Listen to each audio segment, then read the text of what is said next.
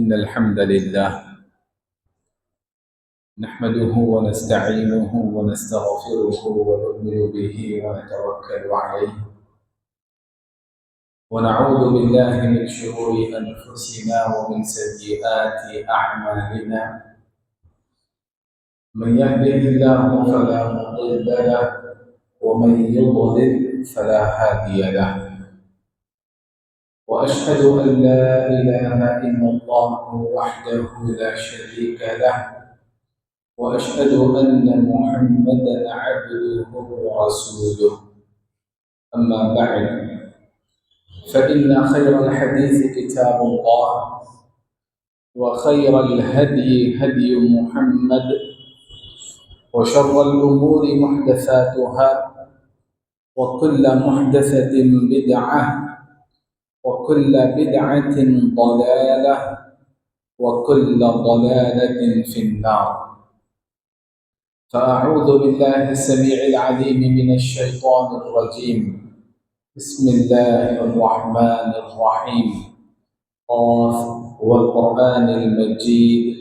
بل عجبوا أن جاءهم منذر منهم فقال الكافرون هذا شيء عجيب. أإذا متنا وكنا ترابا ذلك رجع بعيد. قد علمنا ما تنقص الأرض منهم وعندنا كتاب حفيظ. بل كذبوا بالحق لما جاءهم فهم في أمر مريج. ہر قسم کی حمد و ثنا، تعریف و توصیف، بزرگی و کبریائی، عظمت و شوکت، غلبہ اور دبدبہ اللہ رب ذوالجلال کے لیے لائق و سزاوار ہے۔ درود و سلام ہو رسول اللہ صلی اللہ علیہ وسلم پر، جن کی زندگی اس امت کی ہدایت کے لیے صرف ہوئی۔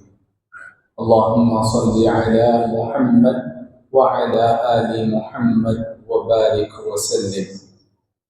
ہم اللہ تعالیٰ کی حمد و ثنا بیان کرتے ہیں، اسی پر ہمارا ایمان و یقین ہے۔ عبادت بھی اسی کی کرتے ہیں، مدد بھی اسی سے مانگتے ہیں، اسی پر ہمارا توکل اور بھروسہ ہوتا ہے۔ اپنے نفس کے شر سے اور شیطان کے شر سے اللہ کی پناہ طلب کرتے ہیں۔ جسے اللہ تبارک و تعالی ہدایت دے دے اسے کوئی گمراہ نہیں کر سکتا، اور جسے وہ گمراہ کر دے اسے کوئی ہدایت نہیں دے سکتا۔ سب سے بہترین بات اللہ کی بات کلام اللہ قرآن مجید ہے، اور سب سے بہترین طریقہ رسول اللہ صلی اللہ علیہ وسلم کی سنت ہے۔ سب سے بدترین کام دین مکمل ہونے کے بعد دین میں نیا کام ہے، اور دین میں ہر نیا کام بدعت ہے، اور ہر بدعت گمراہی ہے، اور ہر گمراہی جہنم کی آگ میں لے جانے والی ہے۔ قرآن مجید کا مطالعہ کرنے سے ہمیں یہ بات معلوم ہوتی ہے کہ اللہ تبارک و تعالیٰ نے اپنی ساری مخلوق، چاہے وہ جنات ہو یا انسان ہو یا کسی اور شکل میں جمادات کی حیثیت سے ہو، اپنی ہر مخلوق کو اللہ نے اپنی بندگی اور اپنی عبادت کے لیے پیدا فرمایا۔ وَمَا خَلَقْتُ الْجِنَّ وَالْإِنسَ إِلَّا لِيَعْبُدُونِ وَإِن مِّن شَيْءٍ إِلَّا يُسَبِّحُ بِحَمْدِهِ۔ ہر چیز اللہ کی حمد کے ساتھ تسبیح میں مشغول ہے۔ اللہ کی توحید اختیار کرنے میں، اللہ تبارک و تعالیٰ کے ساتھ شرک کرنے سے لا تعلقی اور بیزاری کا اظہار کرنے میں مصروف ہے۔ لہذا اللہ نے ہم کو اور ساری مخلوق کو اپنی توحید کے لیے اور اپنی عبادت کے لیے پیدا فرمایا۔ لیکن اللہ کی عبادت کا دائرہ صرف صوم و صلات کی حد تک محدود نہیں، یہ بدنی عبادتیں ہیں۔ جہاں ہم اللہ کی عبادت اپنے بدن کے ذریعے بدنی عبادات کے طور پر انجام دیتے ہیں، وہیں کچھ اور بھی عبادتیں ہیں جیسے زبانی عبادتیں ہیں، دل سے ادا ہونے والی قلبی عبادتیں ہیں، عبادتوں کی ایک قسم یہ بھی ہے کہ ہم اپنے مال کے ذریعے اللہ تبارک و تعالیٰ کی عبادت انجام دیں، اور مال کے ذریعے جو عبادات انجام دی جاتی ہیں وہ زکوٰۃ ادا کرنے کے اعتبار سے ہے، صدقات و خیرات کرنے کی شکل میں ہے، والدین کے حقوق ادا کرنا، مالی حقوق ادا کرنا، مالی حقوق کفالت کے طور پر ہو یا کسی اور اعتبار سے، ان تمام امور میں، ان تمام حیثیتوں سے ہم اللہ تبارک و تعالیٰ کی مالی عبادت انجام دیتے ہیں، اور ہر حیثیت سے مومن اس بات کا پابند ہے کہ اللہ تبارک و تعالیٰ کی عبادت انجام دے۔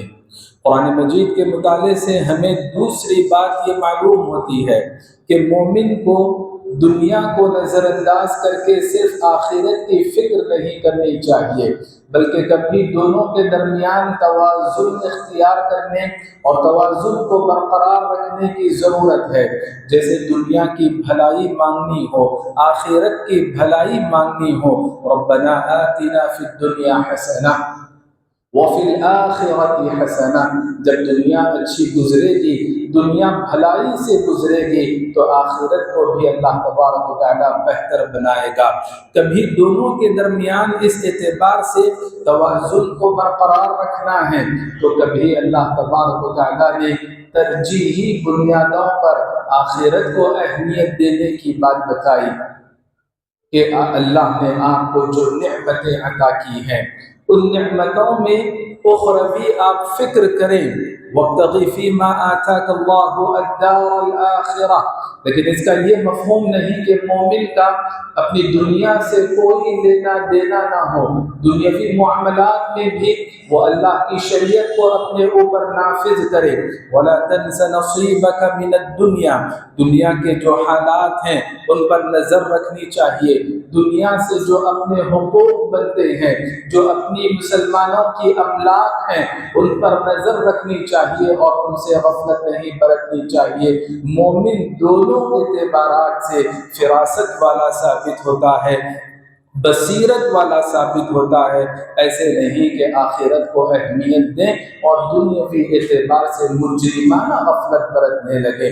ان دونوں حیثیتوں سے اگر دیکھیں، شرعی تعلیمات کا اگر مطالعہ کریں، اسلامی تاریخ کا اگر مطالعہ کریں، تو دنیا کو اس ناحیے سے اہمیت دینا کہ اپنی آخرت کو بنانے میں یہ مددگار ثابت ہو، اور پھر مالی عبادتیں اللہ تبارک و تعالیٰ کی انجام دینا، ان دونوں حیثیتوں سے ہمارے اسلاف نے اوقاف کو بڑی اہمیت دی، وقف کے مسائل کو بڑی اہمیت دی، جسے انڈوسمنٹ کہا جاتا ہے۔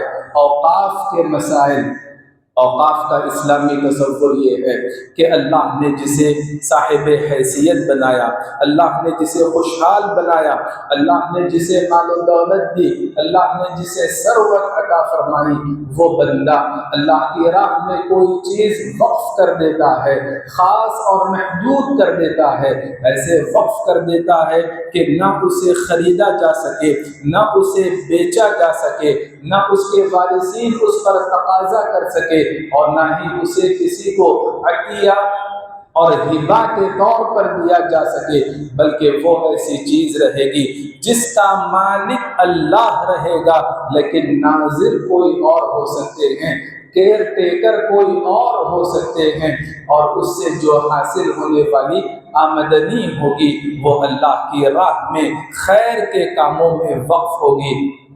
یہ اسلامی نقطہ نظر سے وقف اور اوقاف کا تصور پایا جاتا ہے۔ اہل علم نے اس کی ڈیفینیشن اور اس کی تعریف اس انداز سے بیان فرمائی۔ اوقاف کی ضرورت کیوں پیش آئی؟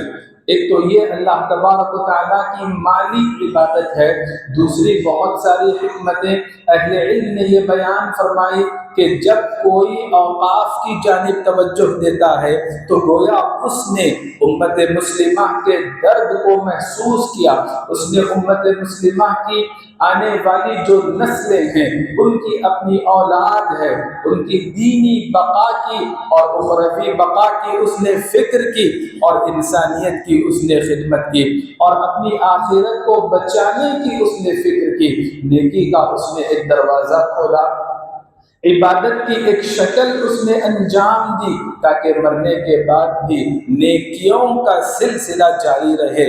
اوقاف کی جو حیثیت ہوگی کبھی رشتہ دار بھی اس سے فائدہ اٹھا سکتے ہیں، مساکین اور مسافرین بھی اس سے مستفید ہو سکتے ہیں، لیکن ترجیحی بنیادوں پر ایمانی رشتوں کو اہمیت دی جائے گی۔ اس سے استفادہ کرنے والے یہ اللہ کے بندے ہوں گے جو اللہ کی توحید کا اقرار کرتے ہوں گے۔ اوقاف کی مختلف افادیتیں اہل علم نے بیان فرمائی۔ جب کبھی مساجد باقی رہتی ہیں، مدارس باقی رہتے ہیں تو ایسی صورت میں علم کی حفاظت ہوتی ہے، اور جب علم کی حفاظت ہوتی ہے تو صحیح طور پر دین و ایمان کی حفاظت ہوتی ہے۔ علم کی روح سے اگر دیکھا جائے تو اوقاف کے کچھ ارکان بھی بیان کیے گئے ہیں۔ ارکان یعنی وقف کرنے والا اخلاص و للہیت کے ساتھ اللہ کی راہ میں وقف کرے، اور کس چیز کو وقف کر رہا ہے اس کا دائرہ متعین کرے، کن کاموں کے لیے وہ وقف کر رہا ہے اس کی بھی تحدید ہونی چاہیے، اور کن الفاظ کے ذریعے وہ وقف کر رہا ہے یہ بھی بڑے معنی رکھتے ہیں۔ شرعی اعتبار سے یہ وقف کے ارکان شمار ہوتے ہیں۔ کبھی عمومی طور پر وقف کیا جاتا ہے اور کبھی خصوصی طور پر اہل خانہ کے لیے، خاندان کے لیے یا شہر والوں کے لیے، صوبے اور ریاست والوں کے لیے وقف کیا جاتا ہے۔ وقف کی یہ مختلف قسمیں اہل علم نے شرعی اعتبار سے جواز کے طور پر بتائی ہے۔ وقف کا معنی اور مفہوم اور اس کی حکمتیں، اس کے ارکان اور اس کی قسمیں جاننے کے بعد اس کی کچھ اہمیت بھی ہم جانیں۔ وقف کو صحابہ کرام نے، اسلاف نے کیسے اہمیت دی؟ ہم نے بارہا یہ حدیث سنی، صحیح مسلم کی روایت، اللہ کے رسول صلی اللہ علیہ وسلم نے فرمایا اذا مات ابن آدم انقطع عنه عمله الا من ثلاث، جب انسان کی موت واقع ہوتی ہے تو اس سے اس کے عمل کا رشتہ ٹوٹ جاتا ہے۔ مرنے کے بعد بھی نام اعمال میں اگر نیکیوں کا سلسلہ جاری رہتا ہے تو اس کی کتنی شکلیں ہیں؟ سب سے پہلی شکل یہی ہے صدقۃ جاریہ، جو اوقاف کی شکل میں ہو، مساجد تعمیر کرنے کی شکل میں ہو، مدارس کو تعمیر کرنے کی شکل میں ہو، کنویں کھدانے کی شکل میں ہو۔ ایسی نیکی کرنے کی کوشش کریں جس کا صلہ، جس کا ثمرہ، جس کا بدلہ اللہ تبارک و تعالی موت کے بعد بھی دیتے رہیں۔ وَنَكْتُبُ مَا قَدَّمُوا وَآثَارَهُمْ، ہم خود سبب بنے اور پھر اللہ تبارک و تعالی اعمال کے اجر کے ساتھ اس کے جو آثار مرتب ہوں گے، جو نشانیاں اور جو ثمرات مرتب ہوں گے، اس کا بھی اجر اللہ تبارک و تعالی لکھے گا۔ صدقۃ جاریہ اور علم ينتفع به، نفع بخش علم کا سبب بنے، یا پھر اللہ نیک صالح اولاد عطا کر دے جو اپنے ماں باپ کے لیے دنیا میں آنکھوں کی ٹھنڈک بنے اور مرنے کے بعد صدقہ جاریہ بنے، جو اپنے ماں باپ کے لیے، والدین کے لیے دعائے خیر اور دعائے مغفرت کرتے رہیں۔ یہ جو موضوع ہے انفاق کا موضوع، صدقات و خیرات کا موضوع، اللہ کی راہ میں وقف کرنے کا موضوع، اہل علم نے انفاق کے ساتھ مالی عبادت کے ساتھ اسے جوڑ کر رکھا۔ الحمدللہ اللہ کی توفیق سے مسلمانوں کی اکثریت بدنی عبادات انجام دیتی ہیں صوم و صلات کی شکل میں، لیکن جہاں بدنی عبادات ہمیں انجام دینا ہے وہی مالی عبادات سے ہم غفلت نہیں برت سکتے۔ مالی عبادات کی اہمیت، اوقاف کی اہمیت کا آپ اندازہ یوں لگائے، اللہ تبارک و تعالیٰ نے جب اپنا تعارف کروایا، قرآن مجید میں اپنی تعریف بیان فرمائی تو کہا بل یداہ مبسوطتان ینفق کیف یشاء، اللہ کے دونوں ہاتھ کھلے ہیں، اللہ تبارک و تعالی جیسے چاہے اپنے بندوں کو نوازتا رہتا ہے۔ خرچ کرنا ہمارا جس رب پر ایمان ہے اس رب کی یہ امتیازی صفت ہے۔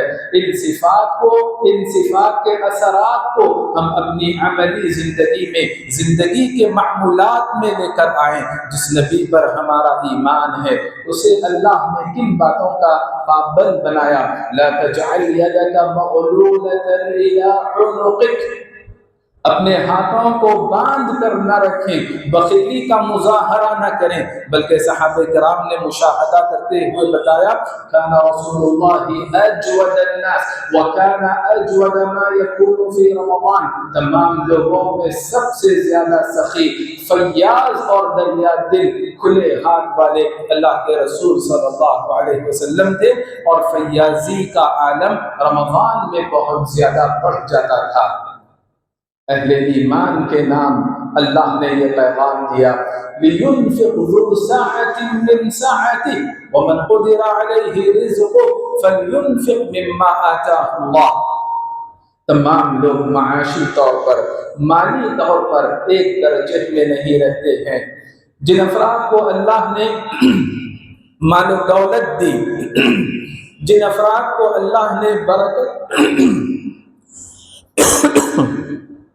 جن افراد کو اللہ تبارک و تعالیٰ نے مال و دولت دی، جن افراد کو اللہ تبارک و تعالیٰ نے برکت عطا فرمائی، جن افراد کو اللہ نے خوشحال بنایا، ان کو چاہیے کہ اسی انداز سے اللہ کی راہ میں مال خرچ کرے، فراخ دلی کا مظاہرہ کرے، اور جن افراد کو اللہ نے ضرورت کے مطابق تنگ کر کے دیا وہ بھی مالی عبادت سے علیحدہ نہیں، بچ نہیں سکتے۔ فَلْيُنْفِقْ مِمَّا آتَاهُ اللَّهُ، اپنی طاقت کے دائرے میں اللہ کی راہ میں مال خرچ کرنا چاہیے۔ حدیث قدسی یاد رکھیں، اللہ نے فرمایا انفق انفق علیک، تم اللہ کی راہ میں مال خرچ کرو۔ تم یہ چاہتے ہو کہ اللہ کی رحمت کو، اللہ کی نعمت کو، مال و دولت کو تم اپنے دامن میں شرعی اعتبار سے سمیٹ سکو، تو تمہارے لیے ضروری ہے کہ اپنے طاقت کے دائرے میں تمہیں مال خرچ کرنا پڑے گا۔ قرآن مجید میں اللہ تعالیٰ نے اہل ایمان کی جو صفات بیان فرمائی، جو خصوصیات بیان فرمائی، ابتدائی صفتوں میں یہ بات بتائی وَمِمَّا رَزَقْنَاهُمْ يُنْفِقُونَ، اہل ایمان وہ ہیں جو اللہ کی دی ہوئی نعمتوں سے اللہ کی راہ میں خرچ کرتے رہتے ہیں، مالی عبادات انجام دیتے رہتے ہیں۔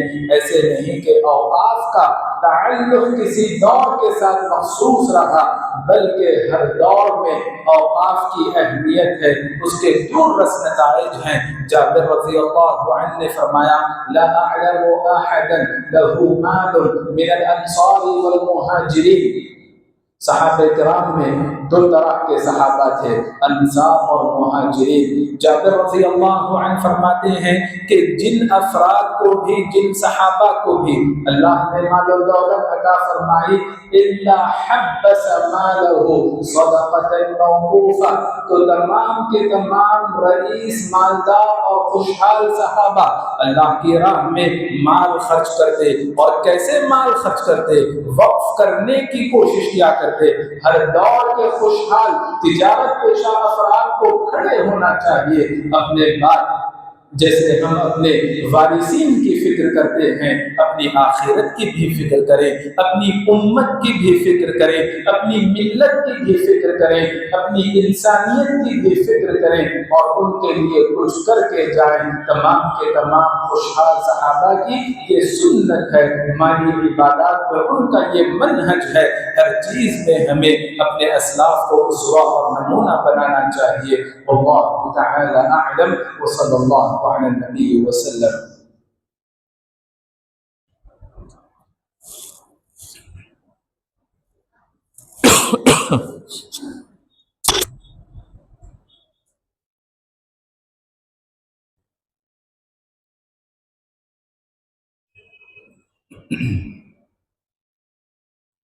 الحمد لله رب العالمين، وصلى الله وسلم وبارك على نبينا محمد وعلى آله وصحبه أجمعين ومن تبعهم بإحسان إلى يوم الدين۔ اوقاف کا معاملہ ہو، مالی عبادات کے مسائل ہوں، قرآن مجید پر اگر آپ سرسری نظر ڈالیں تو اس کی اہمیت کا بڑا اندازہ ہوگا۔ ایک تو دنیا میں خیر و برکت کے لیے یہ عبادت انجام دینی چاہیے۔ فالذین انفقوا منکم وما انفقتم من شیء فهو یخلفہ، تم جو کچھ بھی اللہ کی راہ میں خرچ کرو گے، اللہ تبارک و تعالیٰ دونوں جہانوں میں اس کا بہتر بدل عطا کرے گا، اور اللہ سب سے بہترین نوازنے والا ہے۔ جہاں پر اللہ نے قرآن میں بارہا ایمان کے ساتھ عمل صالح کا تذکرہ کیا، کبھی اللہ نے تمام اعمال صالحہ کے بجائے انفاق کی عبادت کا تذکرہ کیا۔